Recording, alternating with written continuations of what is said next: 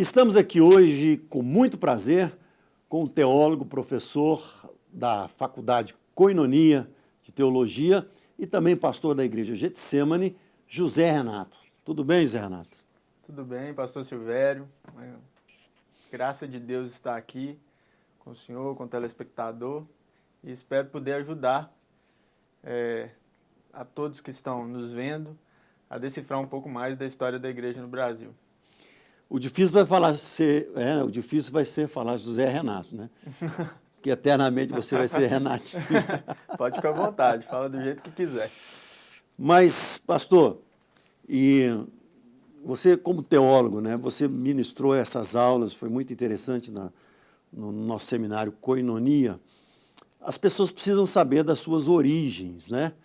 As origens nossas, quem nos evangelizou, quem chegou no Brasil. Uhum. Nós tivemos 3 ondas de missões no Brasil, né? Isso.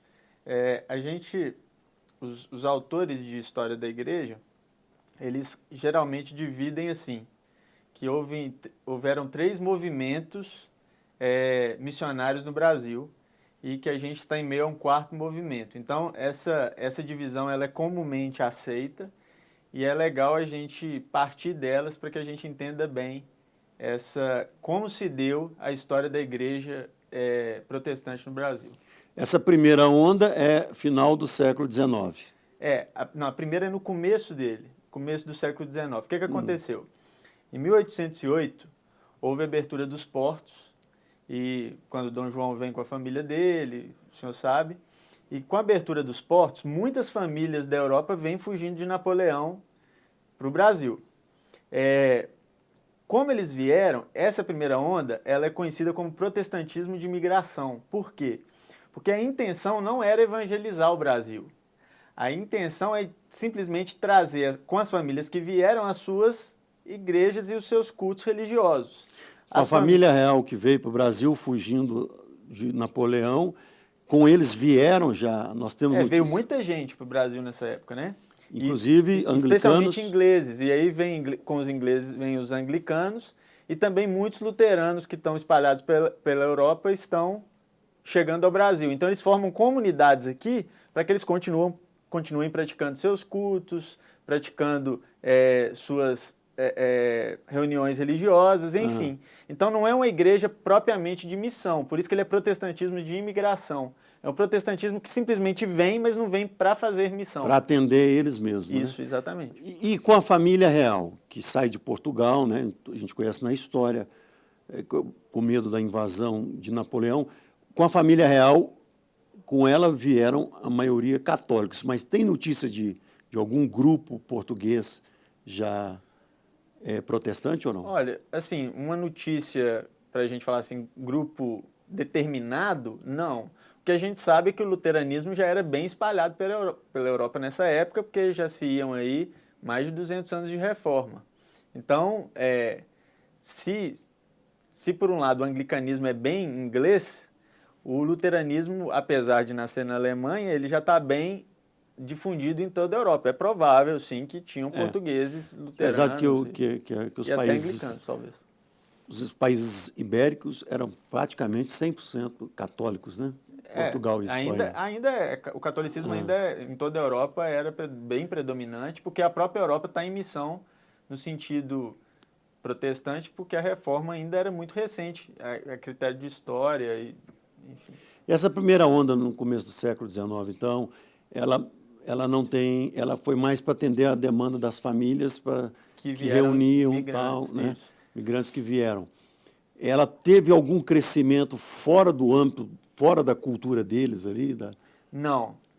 Relevante não. Que a gente tem como relevante não. Tanto é que justamente por causa dessa falta de crescimento, o Brasil é reconhecido como um país não evangelizado. É o que vai gerar a segunda onda. A segunda onda, que é o protestantismo de missão, que é de prioridade norte-americana, esse protestantismo, os norte-americanos vão ver o Brasil como um celeiro missionário, celeiro missionário não, desculpe, eles são o celeiro missionário para o Brasil, E eles vão enviar para o Brasil porque vem o Brasil como um país não evangelizado. Então eles não reconhecem o protestantismo de imigração como uma onda missionária. Essa segunda onda já pegou mais a parte do Brasil republicano. Aí, a partir de 1850 para frente, a metade do século XIX para frente começa e ele vai até o começo do século XX. Que aí a gente sabe que o Brasil, como o Brasil é muito grande, né, um dos maiores países em território do mundo, as denominações norte-americanas vêm para o Brasil e pega cada uma região e começa a se dividir bem o Brasil assim. Os presbiterianos vão mais para o sul-sudeste, os metodistas pegam mais o norte, o centro-oeste. Isso é importante, então. Essa divisão aconteceu. Não sei se tem gente que fala que ela foi planejada, tem gente que fala que não, que foi simplesmente uma questão estratégica mesmo da própria denominação. Os presbiterianos se dedicam mais no sudeste. No começo, sim. No começo, sim. E aí tem presbiterianos, os batistas aí também, muito no sudeste, nordeste alguma coisa também de batistas, e vão se desenvolvendo. Quem cresce mesmo no primeiro momento do protestantismo de missão é a igreja metodista. Na segunda onda. É a igreja metodista. É interessante isso, pouca gente sabe, né? Acha que foi o presbiterianismo e os batistas que cresceram primeiro, e não é. As igrejas metodistas, especialmente norte e centro-oeste, elas crescem muito nesse momento. Mas interessante, esse metodismo americano, não o metodismo inglês. Não o inglês, já o norte-americano. O metodismo inglês já tinha chegado nos Estados Unidos, feito a sua base, e depois já envia missionários para o Brasil. Por que acontece? Aí é importante a gente também pôr algumas datas que não tem a ver com o Brasil, mas acaba tendo no final, né? O Guilherme Carey é americano. E ele é que vai desenvolver essa ideia de agência missionária. Não existe agência missionária na Europa. Então, os Estados Unidos é que sempre começam a enviar missionários. Você pega os principais missionários, eles são enviados pelos Estados Unidos, mesmo sendo americanos ou não, mas são enviados pelos Estados Unidos. Adoniram Judson, por exemplo, vai para a Índia, enviado por uma agência norte-americana. Hudson Taylor é enviado por agência norte-americana. Apesar de ser inglês, né? Apesar de ser inglês. Então, essa ideia, ela parte desse princípio, de que agências norte-americanas estão mandando missionários. Contexto mundial aí, né? Segunda metade do século XIX e começo do século XX, é importante nós entendermos as transformações sociais, né? As transformações das ideias. Até então, a Revolução Francesa já tinha espalhado toda a ideologia, né, burguesa, toda a ideologia do liberalismo econômico, aquela fase, aquela economia fechada, feudal da história, né, abaixo do século XV, ela já estava praticamente, aquele sistema já estava praticamente dominado por uma estrutura capitalista, por uma estrutura de pensamentos. Muitos filósofos, né, tinham aparecido e pregado muito. Isso, até certo ponto, houve uma abertura na mente das pessoas para que o evangelho também participasse desse crescimento como protestante, né? Eu costumo dizer que esse foi importante para o protestantismo e foi também o seu próprio calcanhar de Aquiles, assim, no sentido da missão. Por quê? Porque o protestantismo, ele cresce, então isso é bênção. Glória a Deus, vieram missionários para o Brasil. A gente tem que reconhecer que isso foi a mão de Deus, que foi uma ação positiva para o Brasil, até pelo próprio crescimento, não só do protestantismo, mas que o protestantismo causa no Brasil, com as suas ideias, com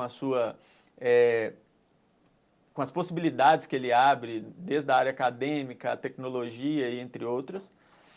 Mas também é o calcanhar de Aquiles, por quê? Porque acreditava-se nos Estados Unidos no que a gente chama de destino manifesto, que Deus ele escolhia uma nação ou algumas nações para poder manifestar a sua cultura, ou a cultura do reino de Deus. Então, o que é a cultura do reino de Deus naquela época? É a cultura norte-americana. Então, eles simplesmente, quando eles fazem missão, lógico, né, generalizando, tiveram suas exceções, mas quando eles fazem missão, eles massacram a cultura local a fim de colocar e implantar a sua cultura.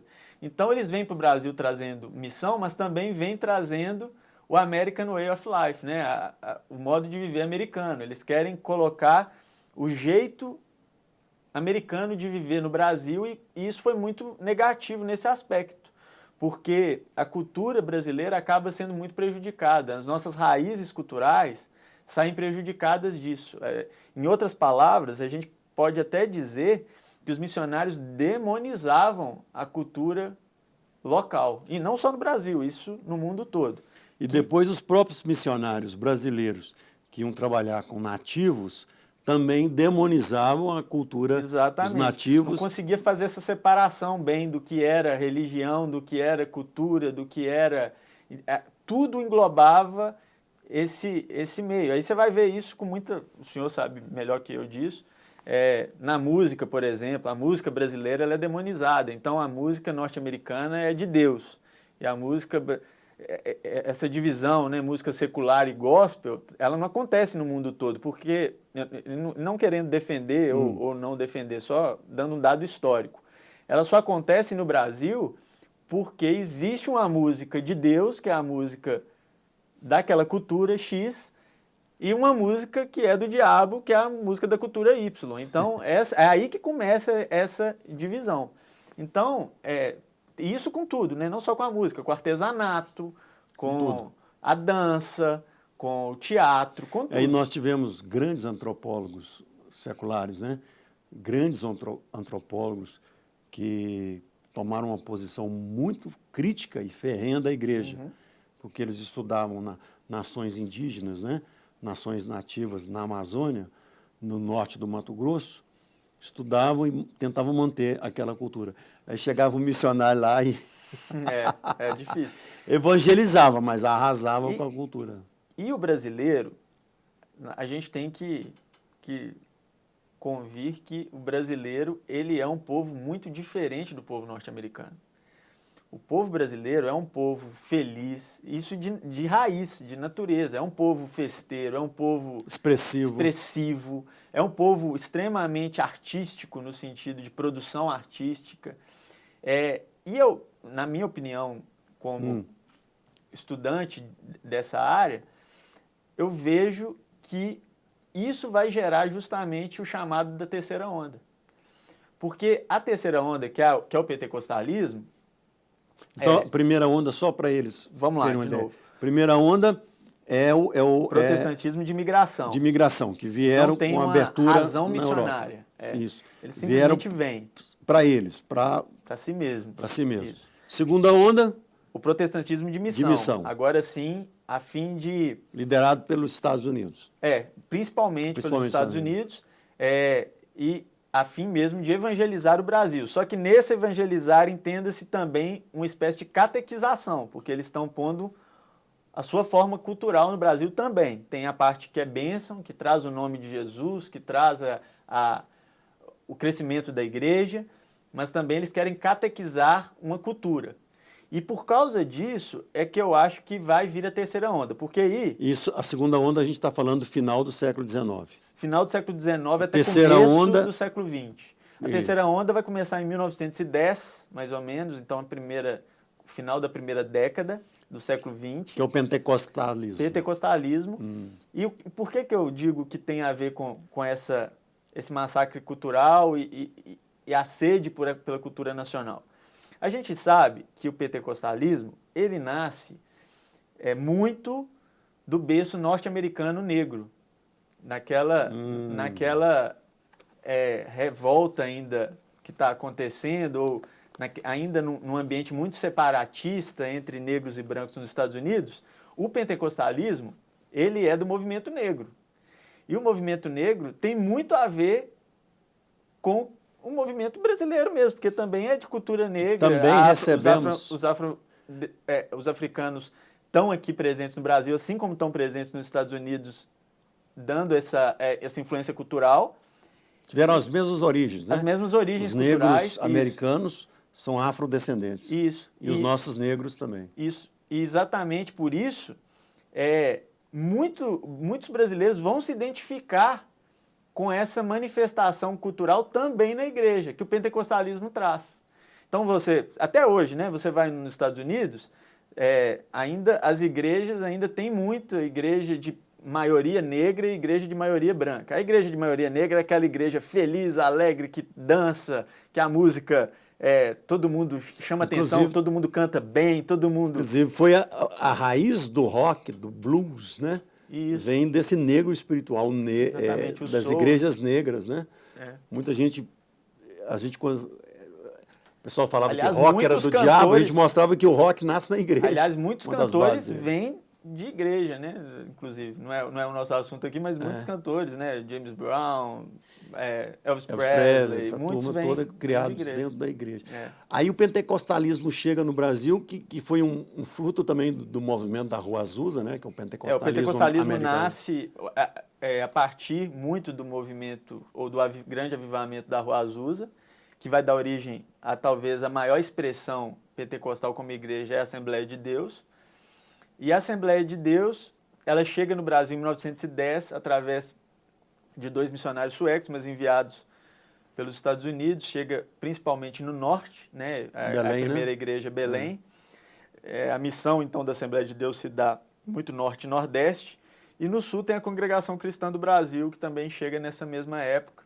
Então, o pentecostalismo chega entre 1910 e 1940.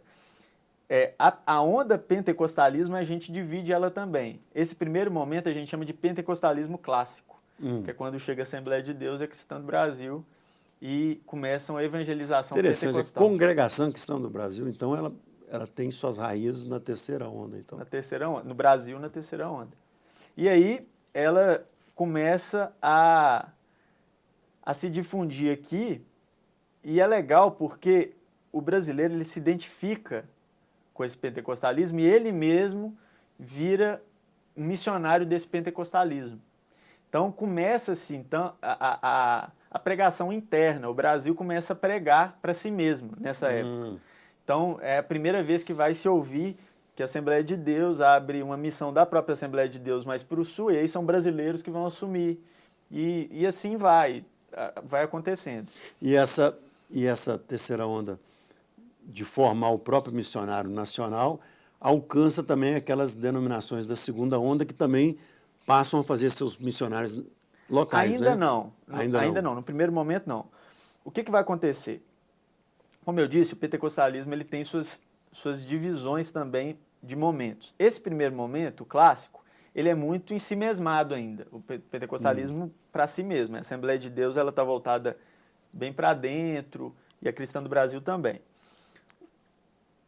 O segundo momento do pentecostalismo é no começo da década de 50 e vai até começo da década de 60, quando ainda missionários norte-americanos vêm do Foursquare, uma agência chamada Foursquare, e eles fazem cruzadas em São Paulo, cruzadas evangelísticas. Essas cruzadas, elas são marcadas principalmente por cura divina.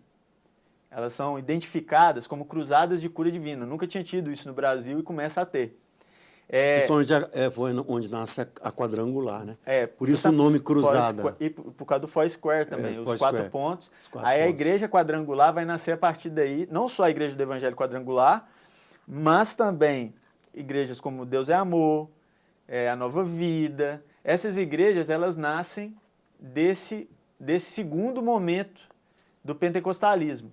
Então, nasce um novo modelo de igreja pentecostal no Brasil. Não é só mais a Assembleia de Deus, nem só mais a Cristã do Brasil. Tem outros modelos. E aí vão nascer vários. A gente está Ela alcança todo o protestantismo do Brasil. Isso. Até no final dos anos 60, inclusive as denominações históricas começam também a se tornar dentro de grupos pentecostais. Aí, isso. O que vai acontecer?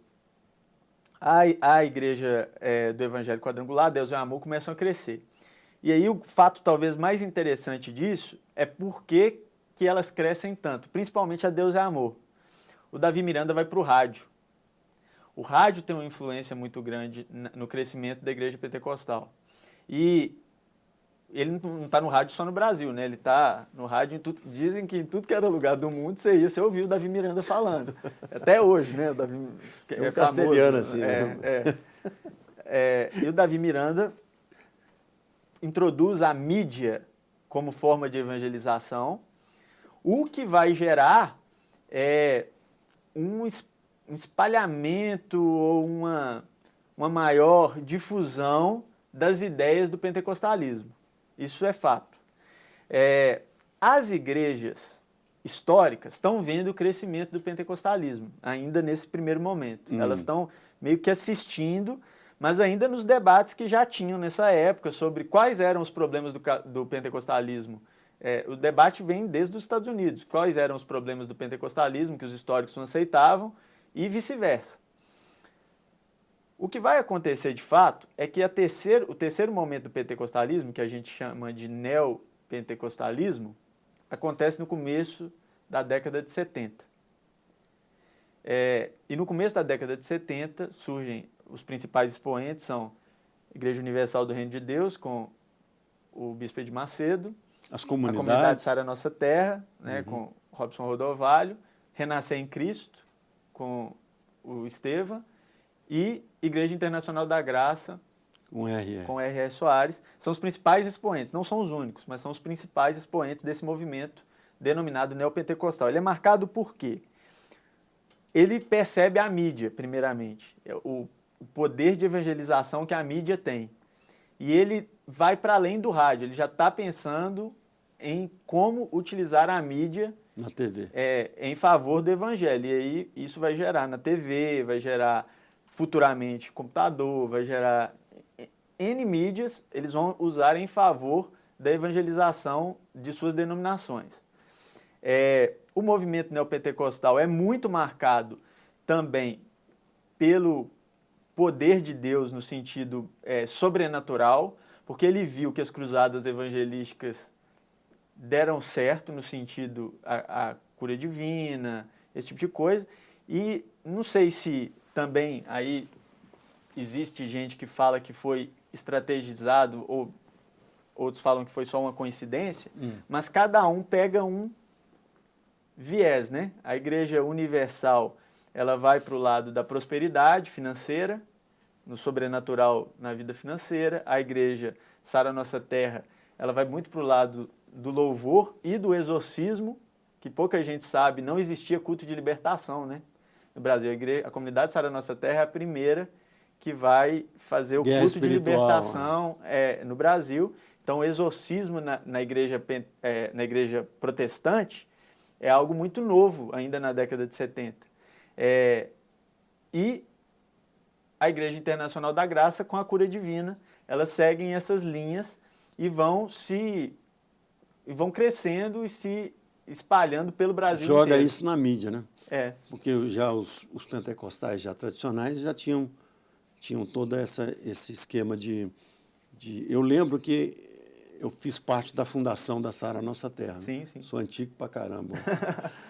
Então, a gente aprendeu a expulsar demônio com os presbiterianos renovados, que já é o lado pentecostal que nasceu dos presbiterianos. Que é o que a gente ia falar, né? Exatamente. A igreja histórica, ela começa a perceber, além desse crescimento numérico, ela começa a perceber a necessidade do diálogo com os pentecostais no sentido do que é, de fato, o poder de Deus, e esses debates vão começar a acontecer. Esses debates vão começar a acontecer e há rupturas, então. Rupturas dentro da igreja histórica, onde vão nascer a Convenção Batista Nacional, rompendo com a Convenção Batista Brasileira, aí presbiteriana. A Lagoinha, né? A Convenção Batista Nacional talvez seja a Igreja Batista da Lagoinha, seja o primeiro grande nome. Vai vir os presbiterianos renovados, vão vir rupturas em outras denominações, e aí nasce esse movimento conhecido como renovação carismática, que é um movimento que cresce tanto, que são esses rompimentos dos tradicionais ou das igrejas históricas nesse sentido, ele cresce tanto que ele ultrapassa inclusive o próprio protestantismo, ele alcança o catolicismo, por exemplo, a renovação carismática católica acontece por causa do movimento de renovação carismática protestante. Exatamente. Então, esse crescimento foi grandioso nesse sentido e gera toda essa divisão denominacional que temos hoje. Hoje, você falar assim, sou batista, já não diz muita coisa. Você tem que falar que tipo de batista que você é. Ou você falar, sou presbiteriano. Aí você, de que presbiteriano? Você é presbiteriano do Brasil, presbiteriano renovado, presbiteriano... Então, esse fatiamento denominacional que tem é tudo gerado por toda essa história. E a influência foi tão grande, né? Nós estamos falando aqui de duas igrejas grandes, talvez as maiores batistas do Brasil, que é a Getsemane e a Lagoinha, que começaram como Batista Nacional, né? Na expressão de um pentecostal, um neopentecostal mais... não tão neopentecostal como as comunidades. Tem mais a ver com a segunda onda ainda. Não como as comunidades, né? Mas que hoje a gente está vendo nessa década agora que a Getsemane, por exemplo, a Lagoinha e outros batistas, e até algumas brasileiras, pegam a expressão do neopentecostal, das comunidades de louvor, cura interior, né? Sim, sim.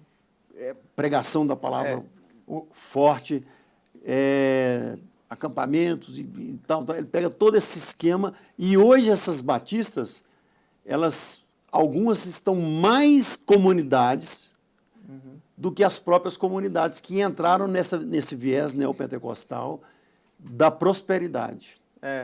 O que aconteceu, assim, o principal nome, individualizando, né? O principal nome, talvez, no caso dos batistas, da renovação carismática, é o pastor Ernesto Anini, talvez o principal, assim, ele é de São Paulo, e a Igreja Batista do Povo também, que é muito grande e tal. O pastor Ernesto Anini, ele tem uma representação forte, porque ele prima por equilibrar os valores da Igreja Batista a partir da renovação carismática. Então, ele não quer... fica muito claro isso nas pregações, e quem tem os livros da época fala e tal, que ele está tentando manter marcas da Igreja Batista na Igreja Batista. O que vai se perder com o tempo, não vou falar que completamente, mas muito das marcas da Igreja Batista, especialmente na Batista Nacional, né, se perdem justamente porque a influência pentecostal engole. Então, é como se elas fossem batista no nome, mas mais pentecostal do que batista propriamente dito. Analisando, logicamente, não estou analisando aqui doutrina, estou analisando só pelo estudo. E isso acontece também nas comunidades neopentecostais. Porque o neopentecostalismo é tão forte, mas tão forte, que ele engole. Então, quando a Universal do Reino de Deus é inegavelmente a igreja que mais cresceu na década de 90. Isso é inegável. Quando ela cresce, tudo que ela cresceu, e ela está nesse viés da teologia da prosperidade muito forte, e quando eu falo prosperidade, aqui é prosperidade financeira, as outras comunidades neopentecostais, querendo ou não, abraçam esse viés com muita força. Muita força. Porque elas percebem que isso, não só pela percepção do resultado, senão a gente fala só num caráter muito negativo. E muitas abandonam, né? Mas num caráter de que elas estão perdendo membros para a Universal por conta disso. Então, as comunidades vão abraçar muito isso, outras igrejas vão abraçar muito isso. E as históricas, elas pegam isto que as comunidades estão deixando para trás, talvez uma expressão de louvor, cura interior, discipulados, né? Células, às vezes. Então, tudo isso aí vai virando uma expressão que a gente vai ter que falar num próximo programa, que aí já é a quarta onda, né? A quarta que seria a missão. O que a gente está vivendo de missão hoje? O Brasil é um celeiro missionário hoje, então a gente envia missionários, mas a gente envia missionário até para a gente mesmo. Então, você vai ter no próximo programa, então, a quarta onda missionária. Logicamente, não tem jeito de nós analisarmos. Eu que fiz parte da fundação da Sara Nossa Terra, a gente vai trazer algumas coisas aqui para vocês, analisando. Fiz parte também do crescimento da Getsemane, que acoplou dentro do pentecostalismo dela, né? Muitas áreas neopentecostais das comunidades. Quer dizer, as verdades de Deus que foram sendo reveladas, aqueles pastores como o pastor Jorge Linhares, né, que é o nosso presidente aqui, ele teve um coração assim de pegar o que era de Deus em cada canto, aprender um pouquinho e trazer para cá. A gente vê isso também na Lagoinha, a gente vê isso até numa histórica mesmo, que é a Igreja Batista Central aqui. Da Convenção Batista Brasileira. Que não era nem pentecostal, mas hoje já tem todo esse movimento. E você vai entender isso. Né? Você que está na igreja, você vai entender isso. Como que Deus está fazendo maravilhas, fazendo com que aquelas coisas que não são culturais, mas que são bíblicas, podem ser restauradas nos corações de líderes que querem isso. A gente, no próximo programa, eu acho que a gente vendo a quarta onda, a gente vai entender bem o que a gente precisa melhorar e o que a gente pode deixar prevalecer disso tudo aí. Tá bom, então você esteve aqui comigo, que eu sou o pastor Silvério Pérez, sou historiador, né, e dou aula de filosofia e história de louvor nos seminários, e com o pastor e teólogo José Renato, professor de História da Igreja. E esse é o programa de Ciência e Fé.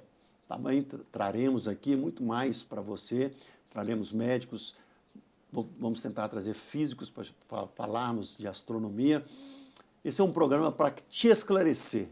É também um programa apologético, quer dizer, apologético significa defesa da fé, onde nós procuraremos abarcar tudo isso. Fica conosco no nosso próximo Ciência e Fé, que é a segunda parte, então, da história do protestantismo no Brasil. Deus te abençoe. Fique aí ligado na TV Jet, o canal da palavra. Você vai ter daqui a pouco uma palavra, uma música especial que vai tocar no seu coração. Deus te abençoe. Eu quero terminar fazendo uma oração com você que está nos ouvindo agora. Vamos orar, pastor? Amém. Pai, no nome de Jesus, pelo poder do Espírito Santo, nós sabemos que quem faz a história é o Espírito Santo de Deus. O motor da história é o Pai, que impulsiona através do Filho da salvação, que é o Rei da Igreja, o Senhor, o noivo, e o Espírito Santo executa o que o Pai e o Filho estão ansiosos, no bom sentido, para ver que esse Evangelho chegue no mundo inteiro. E nós oramos para que todas as igrejas que possam ter o que a igreja primitiva teve, que nós possamos chegar nesse nível antes de um arrebatamento, antes de o Senhor vir buscar a tua igreja e antes de acontecer a grande tribulação. Em nome de Jesus, nós pedimos agora para aquele que está nos ouvindo agora, saiba que ele tem uma história e que essa história é uma história de libertação e que o poder de Deus está sobre a casa deles. O poder de Deus está sobre a sua casa. Para você pode buscá-lo. Nós, homens, deram a vida, né, pastor, para que o Evangelho estivesse no Brasil. Isso. A gente tem que valorizar muito o trabalho missionário que foi feito aqui e isso nos inspirar a sermos missionários em outros lugares também. Nós somos muito agradecidos. Quando a gente vai nos Estados Unidos, muitos agradecem aos americanos que mais enviaram missionários para o Brasil, né? Mas somos muito agradecidos por isso. Seja agradecido por esse poder de Deus ter iniciado nessa nação. Deus te abençoe, Deus abençoe a sua casa e com o Evangelho também, e que você seja um missionário na sua família. Venha para a Igreja Batista Getsemane, nós estamos aqui com as portas abertas, culto de manhã, de tarde, de noite, todo dia. Se você quer uma programação, venha para a Getsemane. Meu amigo, aqui você vai cansar, porque aqui tem programação o dia inteiro, para todos os tipos, para todos os gostos, para todo mundo tem um culto aqui que é bom para ele. Tá legal? Fique na paz, fique com a TV Jet, o canal da palavra. Pastor, muito obrigado, que Deus te abençoe. Amém. Eu que agradeço, muito obrigado. Espero estar de volta logo para o segundo programa aí. Amém. Amém.